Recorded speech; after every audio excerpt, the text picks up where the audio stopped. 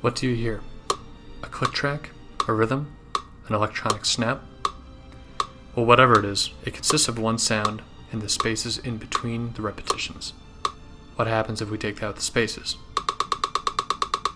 See, it's the pauses between the clicks that make the audio something familiar, recognizable, and inspiring, closer to something you would hear out in our natural world than the electronic noise of constant interruption. This is an example of ma, a Japanese word that literally means the spaces in between. The two characters on either side are supposed to symbolize a door, and the middle character is the sun. The character is quite literal.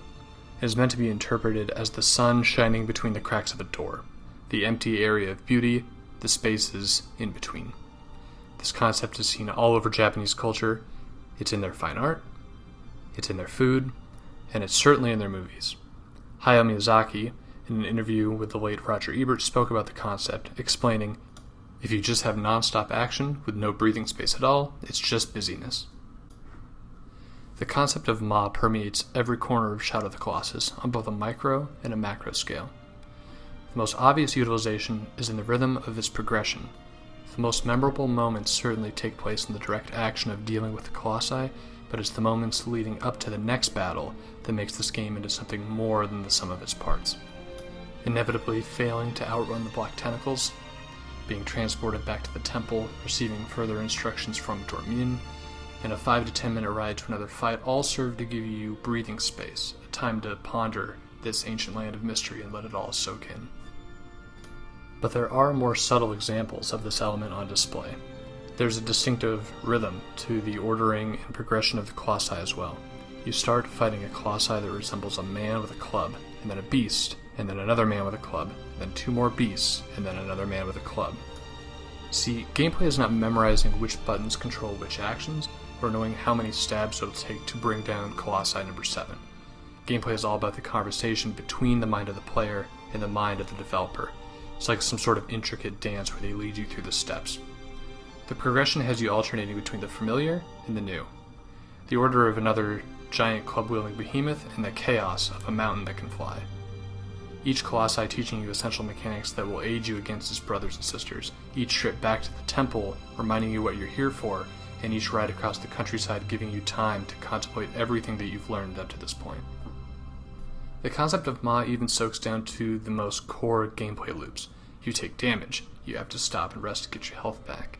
The chaos of battle, and the momentary safety of kneeling behind your indestructible horse to catch your breath. Many of the bosses force you to get off them a few times during the battle to give you a break. Colossi number 13 makes you jump to it from aggro a minimum of 3 times. 3 moments of unparalleled exhilaration, followed by a chance to do damage and then falling to the sands and waiting for the Colossi to emerge again. Even the most base act of moving the game forward, doing damage, is steeped in the concept of ma. In every other action game, you're going to find yourself mashing buttons to throw out as many attacks as quickly as possible. In Shadow of the Colossus, you press attack, you wait, and you press the attack button again. Your damage is not based on how many times you hit the button before the Colossi shook you off. Rather, it's measured by the empty space between the attacks. If games are art, and art is measured in quality by how cohesive all of its disparate parts fit together to form something whole, I can't think of a game that makes a more perfect and singular artistic statement than Shadow of the Colossus. The minimalism of its storytelling, the elegance of its moment-to-moment gameplay, and the intellect with which it teaches you how to navigate your time spent all add up to a game with uncharacteristic beauty and taste. No focus test ever affected one iota of Fumito Ueda's classic vision. No one got a hold of this game before release and said, "Hey, you know what would make this better? A mini-map with waypoints and hundreds of side quests and a relationship subplot where you can choose between the lizards or your horse."